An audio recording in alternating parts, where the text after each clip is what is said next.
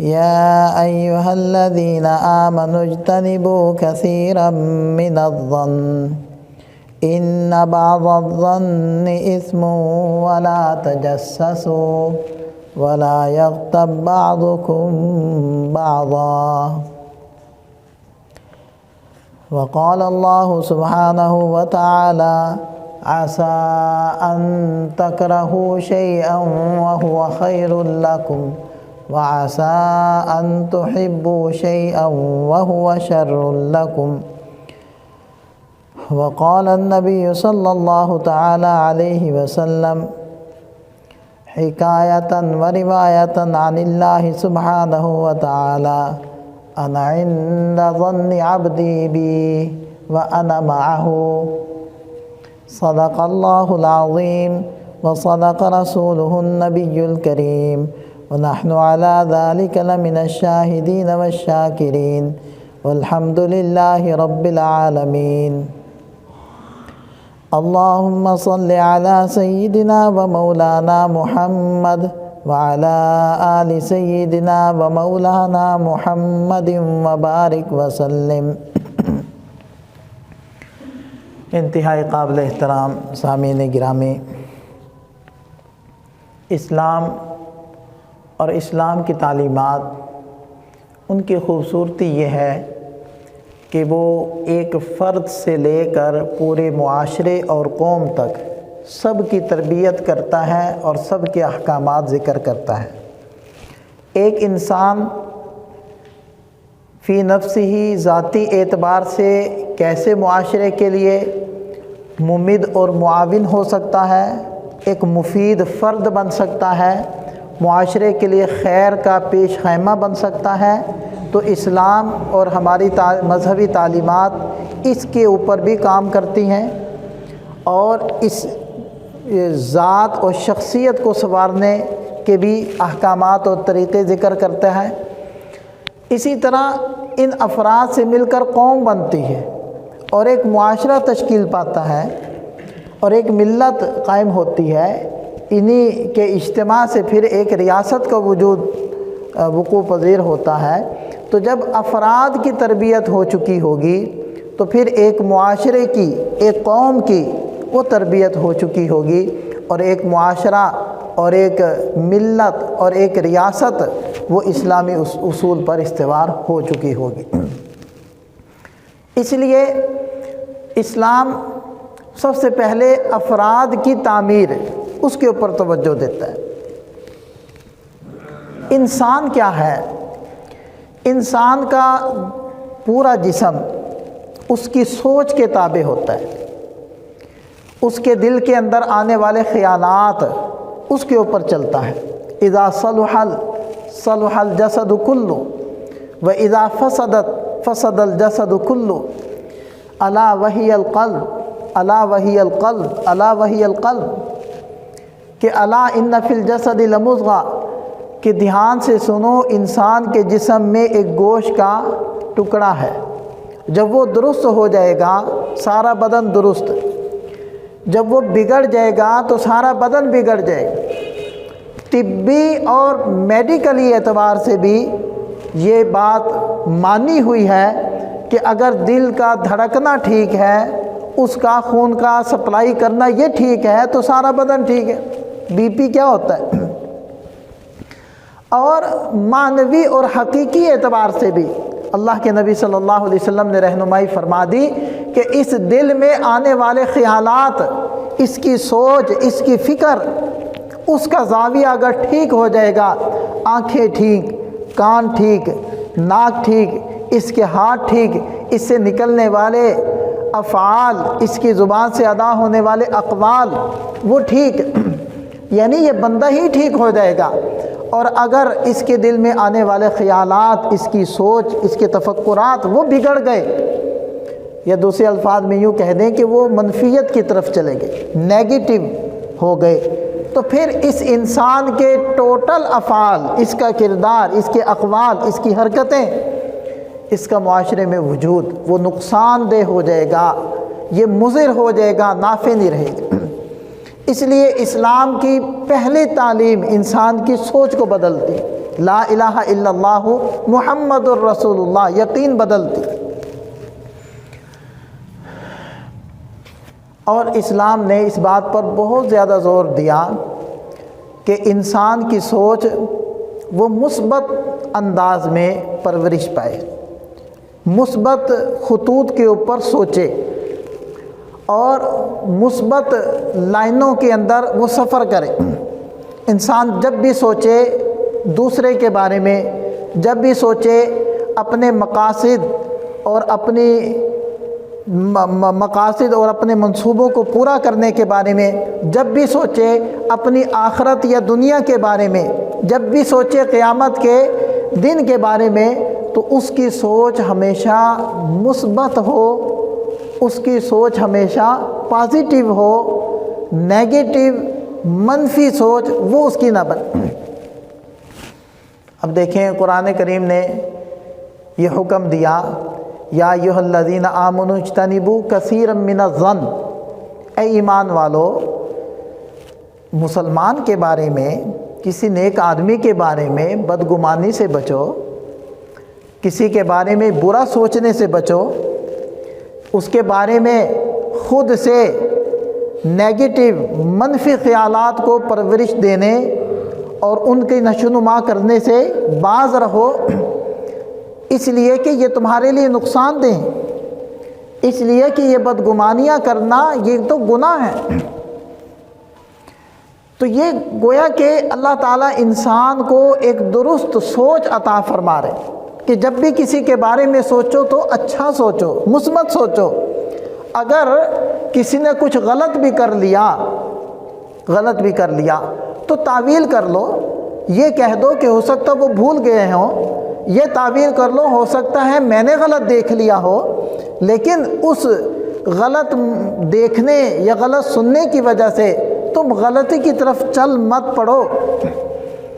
اپنے ذہن میں ان چیزوں کو بسا کر رچا کر اسی کے بارے میں غلط سوچیں پروان مت چڑھاؤ، بلکہ رک جاؤ، بدگمانی مت کرو۔ حتیٰ کہ حالات اگر انسان کے اوپر مختلف آتے ہیں ان کے بارے میں بھی حکم دے دیا کہ ان کو بھی مثبت انداز میں لو، منفی انداز میں مت لو۔ ایک انسان بیمار ہو گیا، ایک کا کوئی مالی نقصان ہو گیا، ایک آدمی نے کوئی مقصد پورا کرنے کے لیے تگ و دو اور کوشش کی لیکن ناکام ہو گیا، مثبت لو، منفی مت لو کہ یہ جو بظاہر ناکامی میں نے دیکھی ہے اور بظاہر جو مشکلات آ گئی ہیں یہ مجھے آگے بڑھانے کے لیے، یہ میرے اندر مزید صفات پیدا کرنے کے لیے۔ جیسے کہ ایک حدیث پاک میں آتا ہے کہ بعض مرتبہ انسان عبادت سے وہاں تک نہیں پہنچ سکتا جہاں پر اللہ تعالیٰ اس کو کسی تکلیف میں مبتلا کر کے پہنچا دیتے۔ اور احادیث میں یہ بھی بات آتی ہے کہ بیماری انسان کو گناہوں سے دھو دیتی ہے، اسی لیے سنت کے اندر یہ دعا ملتی ہے کہ جب کسی کو بیمار دیکھو تو اس کو کہو لا بأس طہور انشاءاللہ، کوئی حرج نہیں، یہ بیماری تیرے لیے گناہوں کی صفائی کا ذریعہ بن جائے۔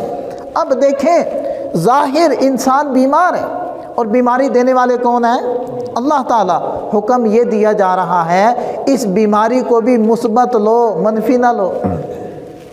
عسیٰ ان تکرہوا شیئا وہو خیر لکم، ہو سکتا ہے کہ تم کسی چیز کو برا سمجھو، حقیقت میں وہ تمہارے لیے خیر ہو، تمہارے لیے بہتر ہو۔ ایک عام عمومی مثال ہے، آدمی نے کوشش کی، دوڑ بھاگ کی، اڈے پر جب پہنچا تو 1 منٹ پہلے بس نکل گئی، تو انسان سوچتا ہے کہ اگر میں 1 منٹ پہلے آ جاتا تو مجھ سے بس نہ چھوٹتی، میں 1 گھنٹہ پونا گھنٹہ لیٹ نہ ہوتا۔ لیکن جب اسے پتہ چلتا ہے کہ وہ تو ایکسیڈنٹ کا شکار ہو گئی، اس کا تصادم ہو گیا، تو پھر یہی آدمی شکر ادا کر رہا ہوتا ہے۔ تو یہی حقیقت ہے انسان پر آنے والے حالات کی کہ یہ بعض دفعہ اللہ تعالیٰ ان حالات کی حکمت بندوں کے اوپر آشکارا کر دیتے ہیں، پھر بندہ کہتا ہے کہ یہ تو بہتر تھا۔ لیکن ہمیں تو یؤمنون بالغیب کا حکم ہے نا، صفت یہی بیان کی گئی ہے کہ وہ بن دیکھے پر ایمان لاتے۔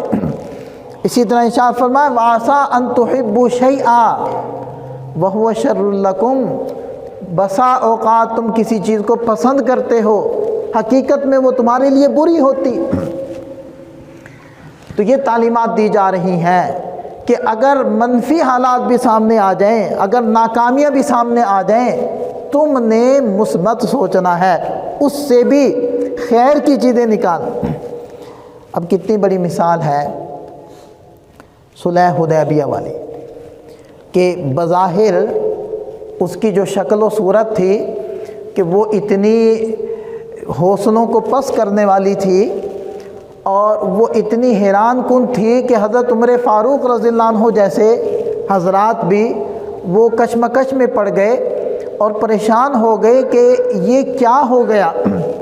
لیکن حالات نے، وقت نے بتلایا کہ پھر یہ صلح حدیبیہ، یہ بظاہر دب کر صلح کرنا، یہ بظاہر مسلمانوں کا ان کفار کی باتوں کو مان لینا جن کو وہ بدر کے اندر دھول چٹا چکے تھے، جن کو وہ غزوہ احزاب کے اندر پسپائی کا سامنا کرنے پر مجبور کر چکے تھے، بظاہر ان سے دب جانا اور ان کی باتوں کو مان لینا یہ ناگوار تھا اور برداشت کرنے کے قابل نہیں تھا۔ اب دیکھیں نا، حضرت عمر فاروق رضی اللہ عنہ نے جو سوال کیا، یا رسول اللہ کیا ہمارے مقتولین جنت میں نہیں؟ کیا ان کے مقتولین جہنم میں نہیں؟ پھر ہم کیوں ان سے صلح کر رہے ہیں اور ہم لڑنے کے لیے کیوں نہیں ان سے تیاری کر رہے ہیں؟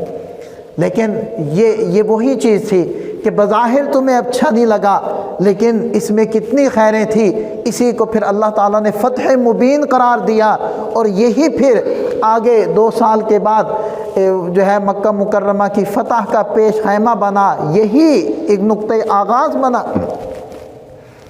یہ ہے خیریں اور یہ ہے مثبت پہلو ہر چیز کے۔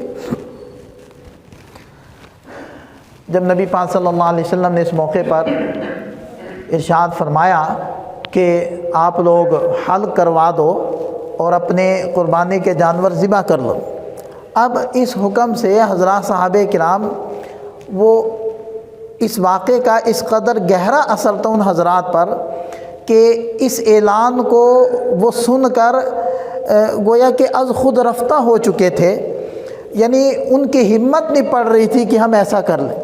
تو آپ علیہ السلام پریشان ہو کر اپنے خیمے میں گئے ہیں، تو حضرت ام سلمہ رضی اللہ عنہا انہوں نے پریشانی بھانپ کر عرض کی کہ یا رسول اللہ میں ایک بات عرض کرتی ہوں، اگر آپ ایسا کر لیں کہ خود حضرات صحابہ کرام کے سامنے تشریف لے جائیں اور اپنا سر مبارک حلق کروا دیں، تو پھر کوئی بھی آپ کا یہ جو اشاعت ہیں آپ کے اوپر جان نچھاور کرنے والے ہیں، جب آپ کو یہ عمل کرتا ہوا دیکھیں گے تو آپ سے پیچھے نہیں ہٹیں گے۔ تو آپ علیہ السلام نے ایسا ہی کیا، بس یہ کرنے کی دیر تھی کہ سارے صحابہ وہ اس عمل کو کرنے کے لیے گویا کہ ٹوٹ پڑے ایک دوسرے کے پر، اور صحابی نقل کرتے ہیں کہ مجھے خطرہ تھا کہ ہم ایک دوسرے کے سر نہ زخمی کر لیں۔ یہ کیا تھا کہ اب حالت دیکھیں کہ بظاہر حضرات صحابہ کرام کو ایک بات کہی جا رہی ہے اور وہ اس کے اوپر عمل نہیں کر رہے، تو اس سے مثبت پہلو حضرت ام سلمہ رضی اللہ عنہ نے کیا نکالا کہ اس طریقے سے اگر عمل کیا جائے گا تو یہ بھی عمل کرنے لگ جائیں گے۔ تو دیکھیں، منفی کی طرف ذہن نہ لے کر جانا بلکہ مثبت کی طرف ذہن لے کر جانا، یہ ہے اسلام کی تعلیمات۔ اب آپ یہی دیکھیں، غزوہ احزاب جو تھا جس کے اندر لگ بھگ 10,000 کے قریب مشرکین کفار اکٹھے ہو کر آئے، اب وہ اتنا خطرناک گویا کہ یہ غزوہ تھا کہ صحابہ کرام تعداد میں بہت تھوڑے تھے، اور نبی پاک صلی اللہ علیہ وسلم نے مشاورت سے خندقیں کھود دی اور دو بدو مقابلہ نہیں کیا گیا۔ تو یہ غزوہ احزاب یہ پیش خیمہ بنا ہے، یہ گویا کہ نقطۂ آغاز بنا ہے مسلمانوں کے نقطۂ عروج کا، یہ ابتدا ہے۔ اس کے بعد مسلمان اوپر گئے، کیونکہ مشرکین اپنی پوری پاور لا کر اور پاور شو کر چکے تھے اور مقابلہ گویا کہ مسلمانوں کے ساتھ کر چکے تھے، لیکن خائب و خاسر ہو کر واپس چلے گئے۔ اب اس سے بڑی جمعیت جمع کر کے لانا اور فوجیں اکٹھی کر کے لانا ان کے بس کی بات نہیں تھی۔ آخری گویا کہ پنجابی میں ہم کہہ لیں ٹل لگا لیا، تو ٹل یہ انہوں نے لگایا تھا کہ 10 لاکھ کا مجمع، 10,000 کا مجمع وہ اکٹھا کر کے لے آئے۔ اس کے بعد پھر ان کو ہمت نہیں ہوئی آنے کی، پھر جو بھی کیا ہے مسلمانوں نے کی۔ تو یہ دیکھیں، عسیٰ ان تکرہوا شیئا وہو خیر لکم، بسا اوقات تم ایک چیز کو ناپسند کرتے ہو حالانکہ خیریں اسی میں ہیں۔ تو اسلام نے کیا تعلیمات دی ہمیں؟ اپنی سوچ کو ہمیشہ مثبت رکھو، منفیت کی طرف نہ لے جاؤ۔ آگے چلتے ہیں، نبی پاک صلی اللہ علیہ وسلم کے فرامین، اس کے بارے میں ایک تو یہ بھی تھا، جیسے کہ وہ میں نے حدیث قدسی سنائی ہے کہ اللہ تعالیٰ ارشاد فرماتے ہیں انا عند ظن عبدی بی، میں اپنے بندے کے گمان کے مطابق اس کے ساتھ معاملہ کرتا ہوں، جیسا میرے ساتھ گمان کرے گا ویسے ہی میں اس کے ساتھ معاملہ کر دوں گا۔ اب ایک آدمی یہ یقین بنائے بیٹھا ہے کہ بھئی مجھے تو اللہ تعالیٰ نے جہنم میں ہی ڈالنا ہے۔ اب آپ مجھے بتائیں کہ یہ یقین کرنا شرعاً درست ہے؟ لا تیأسوا من رحمت اللہ فإنہ یغفر الذنوب جمیعا، اے میرے بندو میری رحمت سے مایوس نہ ہو جانا، مایوسی بھی کفر ہے، اطمینان بھی ایمان نہیں ہے۔ جہاں ایک خوف رکھنا ہے رب کی قدرت سے، وہیں اپنے رب سے امید بھی رکھنی ہے، حسن ظن بھی رکھنا ہے۔ اور علماء فرماتے ہیں کہ جوانی میں ذرا خوف والی جہت غالب ہونی چاہیے تاکہ بندہ گناہوں سے بچے، اور بڑھاپے میں امید غالب ہونی چاہیے کہ میرا رب کرم فرمائے گا، میرا رب فضل فرمائے گا۔ اس نے فضل فرمانے کے لیے ہی تو مجھے ایمان کی توفیق دی ہے، اس نے فضل فرمانے کے لیے ہی تو مجھے سجدے کی توفیق دی ہے۔ تو وہ فضل کا ارادہ کر چکا ہے، تبھی تو اس نے یہ ساری توفیقات خیر دی ہیں مجھے۔ تو ہمیشہ اپنے رب سے اچھا گمان رکھنا ہے، بدگمانی نہیں کرنی۔ اور دوسروں کے بارے میں بھی ایاکم والظن فإن الظن اکذب الحدیث، دوسروں کے بارے میں اچھا گمان کرو، بدگمانی سے بچو، بری سوچ سے بچو، اس لیے کہ سب سے جھوٹی بات یہ ظن ہے۔ دوسروں کے بارے میں خود سے ایک نظریہ قائم کر لینا، ہاں فلاں موقع پر یہ ہوا تھا، فلاں موقع پر ایسا ہوا تھا۔ بھئی ہر کام کی کوئی نہ کوئی تعویل بھی تو ہوتی ہے، آپ کوئی اچھی تعویل کر لو، یہ ہو گیا ہوگا۔ یا تو ہم فیصلہ یہ کر لیں کہ میرے علاوہ جتنے بھی ہیں یا وہ فرشتے ہیں یا وہ نبی ہیں۔ اگر ظاہری بات ہے اگر فرشتے ہیں تو معصوم ہیں، ان سے گناہ نہیں ہو سکتا، ان سے خطا اور کمی نہیں ہو سکتی، یا پھر وہ نبی ہیں کہ انبیاء کرام بھی معصوم ہوتے ہیں، نبیوں کو بھی اللہ تعالیٰ نے محفوظ رکھا ہوتا ہے۔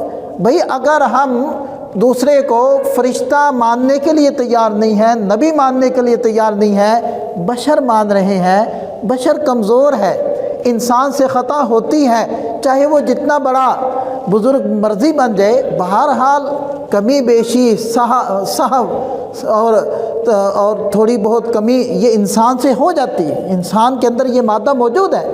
اگر انسان سے یہ نہ ہو تو پھر انسان کیسے کہلائے؟ انسان اور فرشتے میں فرق کیسے ہوگا؟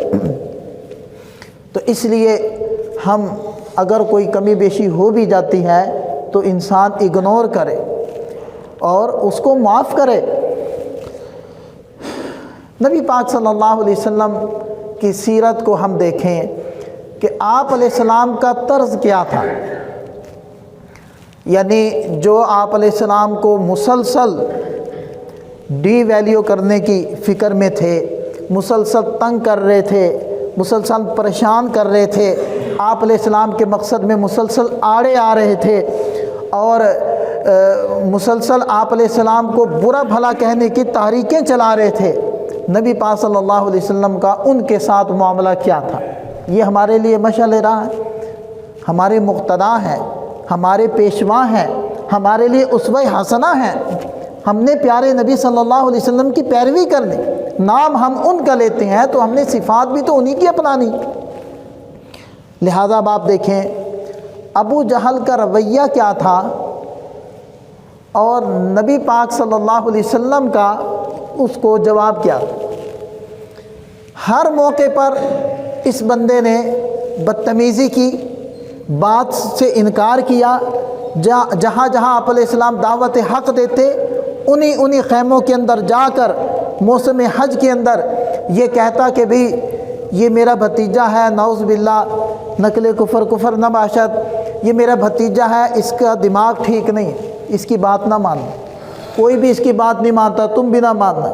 موسم حج میں، حج کے موقع پر جو ہے اکناف عالم سے، اطراف عالم سے قبائل آئے ہوتے، لوگ آئے ہوتے، اپنے اپنے خیمے لگا کر انہوں نے خیمے بستیاں بنائی ہوتی تھی۔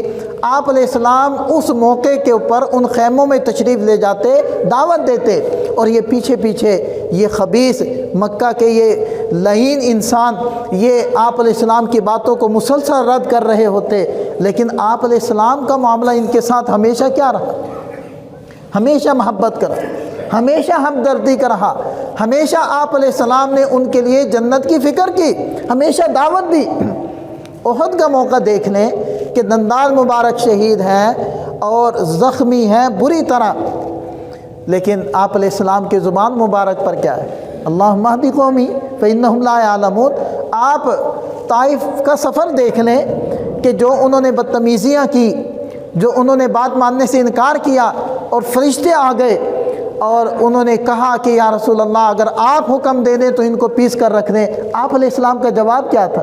یہ نہیں تو ان کی اولادیں وہ مجھ پر ایمان لے آئیں۔ ہمیں اتنا کبھی کسی نے ستایا، کسی نے کبھی تکلیف دی ہے؟ اس معاشرے کے اندر جو ہمارے دشمن ہیں، ہم رشتہ داروں سے بڑا تو میرے خیال سے ہمارے نزدیک کوئی دشمن نہیں ہے نا، جو ہمارے دشمن جس سے ہم نے جینا مرنا ختم کیا ہوا ہے، تو میرے مرنے پہ نہ آئی، میرا منہ دیکھنے نہ آئی، انہوں نے اتنا کچھ تو ہمارے ساتھ نہیں کیا ہوا جتنا نبی پاک صلی اللہ علیہ وسلم کے ساتھ اہل مکہ نے کیا۔ حضرت ابو سفیان رضی اللہ عنہ حدیبیہ فتح مکہ کے موقع پر مسلمان ہوئے ہیں، اس سے پہلے بدر کے اندر بھی وہ مخالفین کے ساتھ تھے، جنگ کرنے والوں میں سے تھے، اور اس کے بعد بھی ان کی بیٹی ہیں حضرت ام حبیبہ رضی اللہ عنہ، یہ مسلمان ہو گئی تھی اور انہوں نے ہجرت کر لی تھی حبشہ کی طرف۔ حبشہ کے اندر ان کے خاوند نے ان کو چھوڑ دیا۔ اب ابھی تک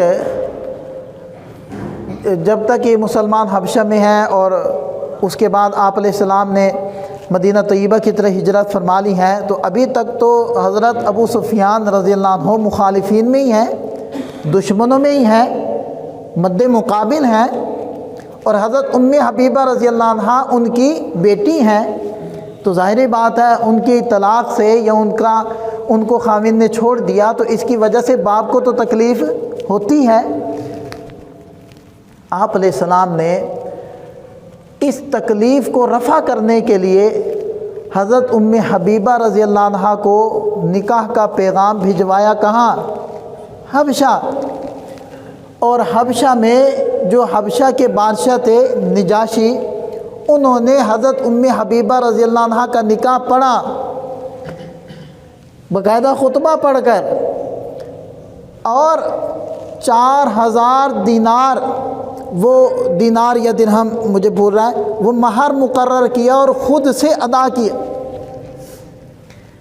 اب دیکھیں کہ حضرت ام حبیبہ رضی اللہ عنہ کے والد کا کردار اور ان کا رویہ کیا ہے، اس کے مقابلے میں نبی پاک صلی اللہ علیہ وسلم کا رویہ کیا ہے۔ اچھا آگے چلتے ہیں۔ احد کے موقع پر قبیلہ بنو المصطلق نے بدعہدی کی، کفار کا ساتھ دیا اور مسلمانوں کے اوپر چڑھائی کرنے کا باقاعدہ پلان بنایا۔ تو اس کے بعد آپ علیہ السلام نے غزوہ احد کے بعد مریسی کے مقام کے اوپر قبیلہ بنو المصطلق سے جنگ کی، جس کے اندر ان کے 10 افراد مارے گئے تھے اور وہ بھاگنے لگے، اور مسلمان جنگ جیت گئے، میدان مار لیا، اور بڑی بھاری مقدار میں مال غنیمت، اونٹ، بکریاں، سونا چاندی، وہ مال غنیمت آیا۔ تو وہی تقریباً 700 خاندان قیدی ہو گئے۔ 700 خاندانوں کو نبی پاک صلی اللہ علیہ وسلم نے مسلمانوں پر، صحابہ کرام کے اوپر تقسیم کر دی۔ انہی قیدیوں میں اس قبیلے کے سردار کی بیٹی بھی تھی۔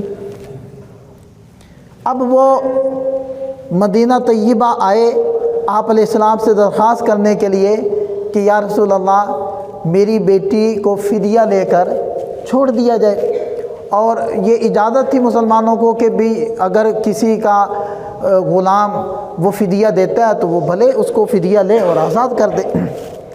اب حضرت ام حبیبہ جو تھی، حضرت ام حبیبہ کہہ دیا، یہ اس قبیلہ بنو المصطلق کے سردار کی بیٹی جو تھیں، ان کے پاس اتنی رقم نہیں تھی کہ وہ فدیہ میں ادا کر کے اپنی جان چھڑا لیں، تو وہ نبی پاک صلی اللہ علیہ وسلم کی خدمت میں حاضر ہوئے کہ آپ میری ہیلپ کریں، مدد کریں کہ میں وہ رقم ادا کر دوں اور میں آزاد ہو جاؤں۔ تو نبی پاک صلی اللہ علیہ وسلم نے ارشاد فرمایا کہ تم اپنے قبیلے کے سردار کی بیٹی ہو، تو اگر میں تمہیں یہ کہوں کہ تم میرے نکاح میں آ جاؤ تو یہی تمہارا فدیہ ہو جائے گا۔ تو انہوں نے بخوشی اس چیز کو قبول کر لیا، حضرت جویریہ ام المؤمنین حضرت جویریہ رضی اللہ عنہا۔ تو یہ آپ علیہ السلام کے نکاح میں آ گئی۔ اب جب یہ آپ علیہ السلام کے نکاح میں آ گئی اور حضرات صحابہ کرام کو پتہ چلا کہ اس قبیلے کے سردار کی بیٹی تو آپ علیہ السلام کی زوجہ بن گئی، تو یہ سارا قبیلہ پھر کیا بن گیا؟ آپ علیہ السلام کا سسرالی بن گیا۔ تو آپ علیہ السلام کے سسرال کو ہم اپنی قید میں رکھیں، یہ کیسے ہو سکتا ہے؟ لہٰذا سارے صحابہ نے اپنے تمام قیدی 700 خاندان وہ آزاد کر دی، آزاد کر دیے۔ اب جب یہ آزاد ہو گئے، انہوں نے مسلمانوں کا یہ عمل دیکھا تو یہ سارے مسلمان ہو۔ یہ ہے کہ قبیلے والوں نے کیا کیا؟ لڑائی کی، اور ایک انتہائی نازک موقع کے اوپر مسلمانوں کے خلاف کیا اور ان کے ساتھ دشمنی کی، اور اس کے بدلے میں مسلمان کیا کر رہے ہیں؟ وہ آزاد کر رہے ہیں۔ یہ ہے کانہ ولی حمیم، کہ اگر تم اپنے دشمن کے ساتھ بھی میٹھے بول کے ساتھ، اچھی سوچ کے ساتھ، ہمدردی کے ساتھ اس کی خیر خواہی والا معاملہ کرو گے تو وہ بھی ٹوٹ کر تمہارا دوست بن جائے گا، پکا حمیم، پکا مضبوط تمہارا دوست بن جائے گا، دشمنی ختم کر دے گا۔ تو یہ اسلام ہمیں کیا دکھا رہا ہے، ہمیں کیا بتا رہا ہے؟ اسلام ہمیں یہ بتا رہا ہے کہ جب بھی تم منفی حالات کا سامنا کرو تو تم نے اپنی سوچ کو مثبت رکھنا ہے، ان منفی حالات میں سے تم نے مثبت پہلو نکالنے ہیں اپنے آگے بڑھنے کے لیے۔ تو پھر کیا ہوگا کہ تم ان مشکل اور منفی حالات میں بھی مثبت نتائج حاصل کر لو۔ اور یہ منفی سوچ تو جب سے یہ کائنات بنی ہے، دیکھیں جب پہلا حکم دیا اللہ تعالیٰ نے حضرت آدم علیہ السلام کو بنانے کے بعد فرشتوں کو، تو کیا کہا شیطان نے کہ میں اس سے بہتر ہوں، میں کیوں ان کو سجدہ کروں؟ تو منفی سوچ کا آغاز تو یہیں سے ہوگی۔ بہرحال انسان فطرتی طور پر، پیدائشی طور پر کسی سوچ کو لے کر پیدا نہیں ہوتا، البتہ اس کا ماحول اس کو پھر سوچ دیتا ہے۔ فَأَبَوَاهُ يُحَوِّدَانِهِ أَوْ يُنَصِّرَانِهِ أَوْ يُمَجِّسَانِهِ، کہ انسان کل مولود یولد علی الفطرہ، انسان ایک فطرت پر پیدا ہوتا ہے، معصوم پیدا ہوتا ہے، بغیر کسی سوچ کے آتا ہے، پھر اس کا ماحول، اس کا سکول، اس کا کالج، اس کے گھر والے، اس کے دوست احباب، وہ اس کو ایک سوچ دیتے ہیں۔ اگر وہ ماحول مثبت ہوتا ہے تو اس کو مثبت سوچ ملتی ہے، اگر وہ ماحول منفی ہوتا ہے تو اس کے اندر پلنے والی سوچ بھی منفی ہو جاتی ہے، وہ منفی سوچتا ہے۔ اب میں آپ کو صرف ایک مثال دوں گا، وقت تھوڑا رہ گیا، حالانکہ میری گفتگو باقی ہے ڈھیر ساری۔ مثبت سوچ کیا ہوتی ہے، منفی کیا ہوتی ہے؟ دیکھیں ایک آدمی نے پلازا بنایا ہوا ہے 10 منزلہ، اور آپ کا پلازا ہے 5 منزلہ۔ اب آپ یہ سوچ رہے ہیں کہ میں اس کے برابر ہو جاؤں یا وہ میرے برابر ہو جائے۔ جو بھی سوچیں نتیجہ تو ایک ہی ہے نا، کہ آپ اس کے برابر ہو جائیں یا وہ آپ کے برابر ہو جائیں۔ اب آپ کو اس کے برابر ہونے کے دو ہی طریقے ہیں۔ ایک طریقہ یہ ہے کہ اس کی جو 5 سٹوریاں ہیں وہ توڑ کر آپ کی 5 سٹوریوں کے برابر کر دیا جائے، ایک یہ سوچ ہے۔ دوسری سوچ یہ ہے کہ آپ اپنی 5 منزلہ عمارت کے اوپر مزید تعمیر کر کے 10 منزلہ تک لے جائیں، آپ اس کے برابر ہو جائیں۔ مثبت طریقہ یہ ہوتا ہے کہ آپ اپنی کیپیسٹی بڑھائیں، آپ اپنے سکلز بڑھائیں، آپ اپنے اندر صفات ان کے اوپر کام کریں، آپ اپنے اوپر کام کریں، آپ اپنے اوقات کو قیمتی بنائیں، مثبت رویوں کو اختیار کریں اور آپ آگے بڑھیں، اپنی 5 منزلہ کو 10 پر لے جائیں۔ لیکن عمومی طور پر ہمارے ہاں جو ماحول ہے وہ یہ ہے کہ ہم یہ تو کوشش نہیں کرتے کہ ہم 5 کو 10 پر لے جائیں، البتہ یہ کوشش کرتے ہیں کہ اس کے 10 کو توڑ کر 5 پہ لیں۔ بس یہ ایک سوچنے کا طریقہ ہے، ایک مثبت ہے اور ایک منفی ہے۔ اسلام کی جتنی آپ تعلیمات لے لیں، سیرت کا مطالعہ کر لیں، آپ کو قدم قدم پر نبی پاک صلی اللہ علیہ وسلم کے کردار سے، آپ علیہ السلام کے فرامین سے اور حضرات صحابہ کرام کی زندگی سے ایک مثبت سوچ جھلکتی ہوئی نظر آئے گی، ایک مثبت کردار نظر آئے گا، منفیت کا وہاں کوئی گزر نہیں۔ اور آخری ایک گزارش بس عرض کرتا ہوں، درمیان کی ساری میں گفتگو کو حذف کرتا ہوں۔ اس میں اصل میں نے آگے یہ بھی چیزیں لکھی تھیں کہ یہ مثبت سوچ انسان میں پروان کیسے چڑھتی، ہم ایک مثبت معاشرہ کیسے تشکیل دے سکتے ہیں، اس کے پوائنٹس میں نے لکھے ہوئے، وہ صرف میں پڑھ کر سنا دیتا ہوں۔ مثبت سوچ پیدا کرنے کے لیے ہمیں سب سے پہلا کام یہ کرنا ہوگا کہ ہم جو دوسروں سے موازنے کرتے ہیں نا وہ چھوڑ۔ ہر آدمی کا ماحول، اس کی سوچ، اس کی آمدن، اس کی صفات، اس کا علاقہ، اس کا خاندان وہ مختلف ہے۔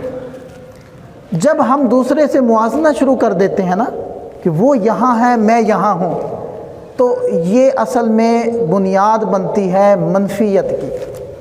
ہر ایک دوسرے سے مختلف ہے، کسی کے اندر کوئی صفت ہے، کسی میں کوئی صفت۔ کوئی اگر جسمانی مضبوط ہے تو دوسرا جسمانی مضبوط نہیں ہے، روحانی طور پر بڑا باحوصلہ اور باہمت انسان۔ کسی میں اگر پیسے کی طاقت ہے تو کسی کے اندر آنے والے آئیڈیاز بڑے اچھے ہیں۔ مطلب ہم جو سوچتے ہیں نا نعمتوں کو، ہم سمجھتے ہیں کہ صرف پیسہ ملنا نعمت ہے، یہ رشتوں کا باقی رہنا نعمت نہیں ہے۔ ہم بڑے تھکے ہارے، تھکے ماندے، بھئی میں تو بڑا ہی ناکام شخص ہوں، مجھے تو کچھ نہیں ملا۔ کبھی تنہائی میں بیٹھ کر سوچیں، لوگوں کا آپ سے محبت کرنا یا آپ کا لوگوں سے محبت کرنا یہ رب کی نعمت نہیں ہے، یہ اس کا فضل نہیں۔ آپ کی سوچ کا بڑھنے والی سوچ ہونا، جامد نہ ہونا، ترقی پذیر ہونا، اور آپ کا کام کرنے کے مختلف زاویوں کو سوچنا کہ یہ رب کا انعام اور فضل نہیں، صرف روپیہ پیسے ہی نعمت ہوتا۔ اور آپ کو کام کرنے کا موقع مل جانا کہ آپ کے پاس کام کرنے کا موقع موجود ہے، میدان محنت موجود ہے، کیا یہ رب کا فضل نہیں؟ کیا رب کی نعمت نہیں؟ آپ جسمانی طور پر تندرست ہیں، آپ خاندانی طور پر مضبوط ہیں، آپ کے پاس علم والی نعمت ہے، آپ باہنر ہیں، تو کیا رب کا یہ فضل نہیں؟ کسی کے اوپر کسی انداز میں رب کا فضل ہو رہا ہے، کسی پر کسی انداز سے ہو رہا ہے، سب پر رب کے فضل ہے۔ اگر ہم گننے بیٹھ جائیں تو گن نہ سکیں۔ وَإِن تَعُدُّوا نِعْمَتَ اللَّهِ لَا تُحْصُوهَا، اگر تم گننا چاہو تو گن نہ سکو تو شکر کہاں ادا کر سکتے؟ تو موازنے نہ کیا کریں ہم، وہ فلانے کا بیٹا دیکھو وہ وہاں پہنچ گیا، تو کیا کر رہا ہے، یہ موازنہ نہ کریں۔ ہر بچے کی سوچ مختلف، یہ نیگیٹو ان کے اندر خیالات نہ ہم جنم دیں، ہم ابھی سے دشمن بنا رہے ہیں ان کو، بھی وہ اس کی استعداد ہے، وہ اس کی ہمت ہے، اس کا محل دوسرا ہے۔ تو یہ ہم موازنے چھوڑ دیں، اس سے نیگیٹو سوچ پیدا ہوتی ہے۔ پھر ہم رش کریں۔ حدیث پاک میں آتا ہے، دیکھیں کہ تم دنیا کے اندر اپنے سے کم تر کو دیکھو اور دین کے اندر اپنے سے برتر کو دیکھو۔ تو ہمارے اندر جو منفی سوچ پیدا ہوتی ہے نا کہ مجھ پر رب کا کوئی فضل نہیں ہوا، شکوے پیدا ہوتے ہیں اور اندر میں دل ٹوٹنا شروع ہو جاتا ہے۔ اصل میں ہم دنیا کے اندر جو ہم سے آگے ان کو دیکھتے ہیں، بھئی جو ہم سے پیچھے ہیں ان کو دیکھیں۔ شیخ سعدی صاحب رحمۃ اللہ علیہ فرماتے ہیں کہ میں مسجد میں دعا کر رہا تھا کہ اللہ پاؤں دیا جوتے بھی دے دے۔ اس فکر میں باہر نکلا تو باہر ایک فقیر دیکھا پاؤں سے معذور تھا۔ میں نے کہا اے اللہ تیرا فضل ہے کہ تو نے پاؤں تو دیے، یہ مجھ سے بھی کمتر ہے، پاؤں سے بھی محروم۔ تو کتنی نعمتیں ایسی ہیں جو ہم استعمال کر رہے ہیں اور ہم سے کمتر لوگوں کے خواب ہیں، وہ صرف ان کو سوچ سکتے ہیں، وہ صرف خواب دیکھ سکتے ہیں اور ہم ان نعمتوں کو استعمال کر رہے ہیں۔ اور کتنی نعمتیں ہمارے پاس موجود ہیں جو پہلے زمانوں کے لوگوں کے خواب تھے، ہمارے ماں باپ کے خواب تھے۔ آپ تھوڑا سا سوچیں کہ ہماری جو پچھلی پود گزر گئی ہے، جو دنیا سے چلے گئے، کیا انہوں نے یہ ساری نعمتیں استعمال کی تھی جو آج ہم کر رہے ہیں؟